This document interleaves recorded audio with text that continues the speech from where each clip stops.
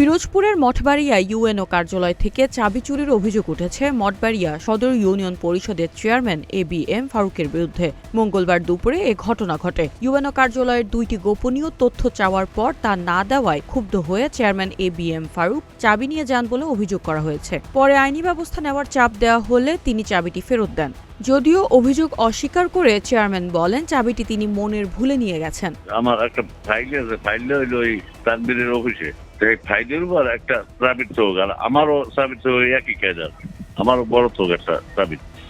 তা আমি যে আমি হাত দেওয়া ধরেছি, আমি এক পকেটে লইছি, এই আর কিছু না। আবার বলতে পারেন দিয়েছি না। এ বিষয়ে মঠবাড়িয়া উপজেলা নির্বাহী কর্মকর্তা আকলিমা আক্তার বলেন, এই ঘটনায় আইনি ব্যবস্থা গ্রহণের প্রক্রিয়া চলছে।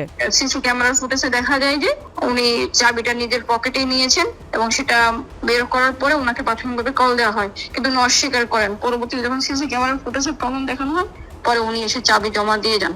তো এই চাবির কোনো কপি উনি তৈরি করেছেন কিনা, এই কারণে অফিসের নিরাপত্তার কথা চিন্তা করে থানায় এজাহার করা হয়েছে।